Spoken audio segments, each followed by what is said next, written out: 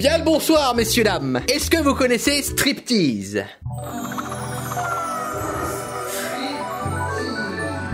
Non, pas ça. L'émission Striptease, la mine d'or d'humour français. Là, on voit véritablement les purs français des campagnes. Si vous connaissez, tant mieux, vous savez de quoi il est question, vous savez ce qui va se passer dans cette vidéo, et j'ai vraiment hâte. Et si vous connaissez pas, bah tant mieux aussi, parce que vous allez le découvrir. Alors en fait, Striptease, c'est une émission des années 90, c'est un petit peu comme le début de la télé-réalité, où on commençait à filmer la vie des gens. Sauf que là, c'est pas des gens comme tout le monde, c'est des gens vraiment chelous, qui sont satellisés, si vous voulez, des Sylvain Durif en puissance, la naissance même du what the fuck en France. Et aujourd'hui, nous allons parler de la soucoupe et du perroquet. Alors, il n'y a aucune intervention de journaliste, il n'y a pas d'interview, il n'y a vraiment rien. C'est juste, on s'immisce carrément dans la vie des gens et on voit un petit peu ce qui se passe. Laissez-moi vous lire le résumé. Suzanne a 80 ans et son fils Jean-Claude 50. Ce sont des gens simples et normaux, estimés de leurs voisins, un peu comme vous et moi. Alors, je suis pas sûr que mes voisins kiffent quand je gueule, mais... Ils habitent entre deux champs et vendent au marché des poireaux sauvages et de vieilles cartes postales. Et pendant que Suzanne fait la cuisine, Jean-Claude termine le 3e moteur de sa soucoupe volante. Ça devient... C'est-à-dire que la journée, ils vendent des poireaux, le soir, ils construisent une soucoupe volante, mais une vraie soucoupe volante, qui vole. Il n'est pas trop tard, mais il est temps, il s'envolera dès l'automne. D'abord, il fait son petit stock de poireaux, puis après, il va partir dans l'espace. Non, mais chaque chose en son temps. Je veux dire, il faut d'abord construire son business plan, et ensuite partir vraiment dans l'espace. La NASA, c'est pas créé en 2 jours. On est en France, le poireau prend tout son sens. Voilà Suzanne. Ouais, Jean-Claude qui cueille ses poireaux. En plus, c'est vraiment à l'ancienne, quoi. La soucoupe et le perroquet, acte 1. Donc voilà leur petite maison, toute charmante. Alors maintenant, un peu de relax pendant une petite heure ou deux. Je vais faire 2 carrés. Ah ben, 2 carrés, mais 2 carrés, ça fait presque 1 heure par carré. Donc voilà, là, déjà, vous voyez là, que ce soit clair. Que ce soit clair entre nous. Ce n'est pas du papier journal et du plastique. Ce sont véritablement des moteurs de soucoupe volante. Et il s'apprête tout simplement, dans son salon, à monter sa fusée. En principe, dans une année normale, je travaille au moteur quand il pleut. Mais comme cette année ne pleut jamais, il faut bien que j'y travaille un peu quand il fasse beau, sinon il se finirait pas pour le mois de mai. Surtout qu'au mois de mai, il va décoller, donc il faut que ça soit prêt, quoi. Oui, mais quand tu seras posé là-bas, là-haut... Dans l'espace, hein. Oh là là, quand je serai posé, maman, j'aurais fait un grand voyage déjà. Si ça se pose, que quand ça doit se poser... C'est... Pensons aussi au retour, tu sais. Je croyais que tu aurais pu revenir en la conduisant du même côté que pour t'en aller. Ah non, non. J'inverserai la rotation des fluides à l'intérieur de la sphère. Si tu veux, par exemple, dans la... Ça devient... Il va inverser la rotation des fluides dans la sphère. Le fluide tourne dans ce sens, Ok. Photon pour partir, Ouais. et puis pour revenir, il faudra qu'il Dans l'autre retourne sens. dans l'autre sens. Logique. Il faut vraiment comprendre que c'est pas des comédiens. Parce qu'on dirait vraiment un remake de la soupe aux choux. Sens-moi ça, si ça sent bon. Mais de toute façon, pour un être de notre Terre de 3e dimension, il sera beaucoup plus facile de revenir de la 4e dimension que d'y aller. Parce que la 3e dimension, finalement, c'est notre dimension. On revient chez nous. De toute façon, il y aura des fluctuations spatio-temporelles non négligeables. Il a quand même l'air de s'y connaître, hein. D'ailleurs, je t'ai dit, je te mets au courant de rien pour que tu sois pas éventuellement menacé, pour qu'on tente pas de t'arracher mes secrets. Comme ça, si tu sais rien, on ne t'arrachera rien. Hein. C'est le KGB qui va débarquer chez Suzanne. Ou la CIA, on sait pas. Faut savoir que Jean-Claude, il est pas mal suivi, hein. Et on veut voir la soucoupe, là, la soucoupe. Et le perroquet. J'ai eu un perroquet aussi, Ah bah, la séquence du toujours perroquet. dans ma boîte, là, et qui sera avec moi quand je mourrai, parce que celui-là, faut pas que j'en parle parce que je pleurerai. Et il y a pourtant longtemps qu'il est mort, hein. Il y a plus de 20 ans qu'il est mort. Elle vient quand même dire qu'elle va se faire enterrer avec le cadavre d'un perroquet de 20 ans. Mort il y a 20 ans. Il avait passé sous la jument, avait monté dessus. Et même, J'imagine que, je sais pas, un cheval lui a marché dessus. Comment une jument peut marcher sur un perroquet? Je sais pas. La soucoupe. Il s'est appliqué, hein, quand même, mine de rien. Ça fait un beau vaisseau. Allez, il lui faut... Oh, la boîte. regardez donc, s'il y a un moment collé là-dedans. C'est lui. Les caméramans, ils doivent être en sueur. La momie. Et voilà. L'enfer. Mon petit perroquet. C'est une carte Pokémon, le truc. Il s'en ira dans la terre avec moi. C'est mignon. Ouais, c'est mignon. Ah non, on va pas le Mais sortir. vous savez, il y a 24 ans là qu'il est là-dedans. Ah oui. Regardez. Le pauvre cadavre. Le cadavre de perroquet. Et vous le regardez de temps en temps? Non, jamais. Jamais je le regarde. Ça me fait trop mal au cœur. C'est mon testament.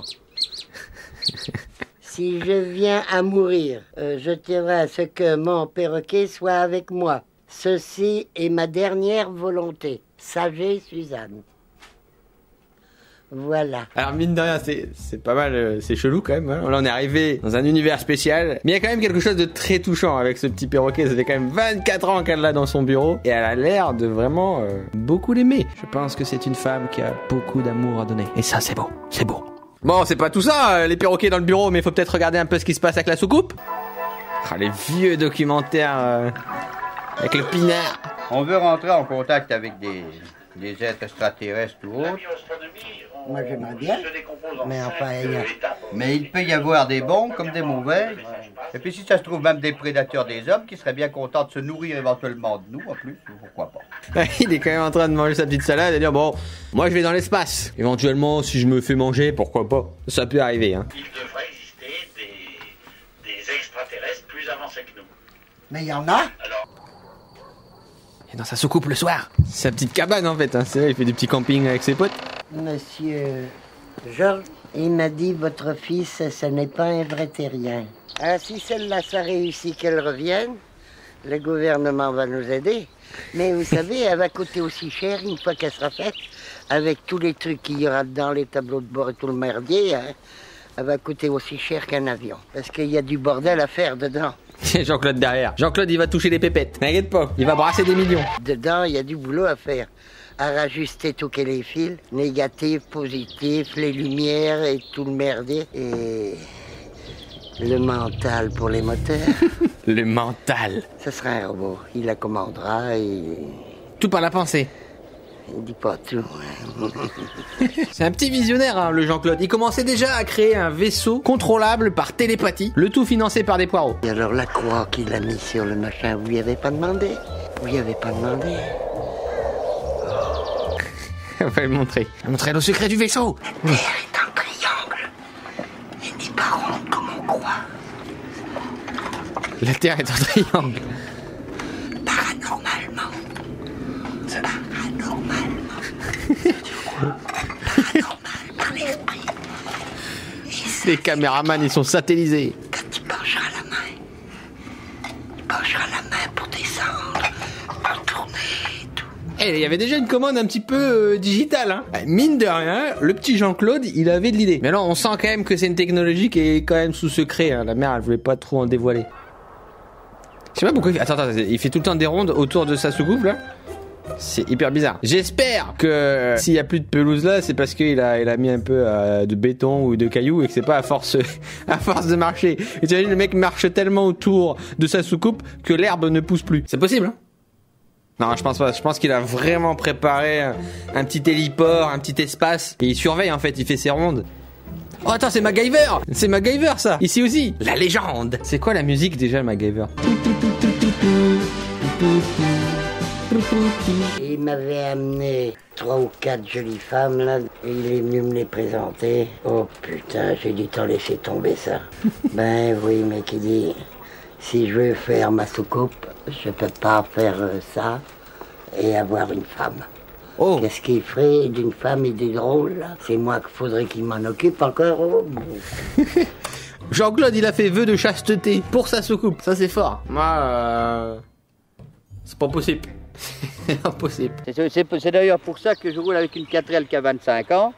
Et que si j'avais pas fait cet engin, ben, je pourrais rouler comme tout le monde en Mercedes. Et puis voilà tout. Bon, j'ai pas de belle voiture, mais au moins j'ai une soucoupe. Bah ça, c'est assez original. On a coupé le noyer parce que le triangle des Bermudes, le voilà. Ah, ils ont le triangle des Bermudes dans leur jardin. Je vous dis que les triangles des Bermudes se trouvent là. Juste devant. Et l'engin, quand il va partir, parce que vous voyez la hauteur, c'est pas prouvé qu'il monte d'un seul coup à cette hauteur. Il peut monter à partir de la pièce, là, vous voyez, il peut prendre de l'altitude, mais c'est pas prouvé qu'il va prendre tout de suite l'altitude. Ah Alors si Ah ce oui, donc il va cogne passer par le triangle des Bermudes. là-dedans, vous comprenez, ça risquerait de me le faire tuer.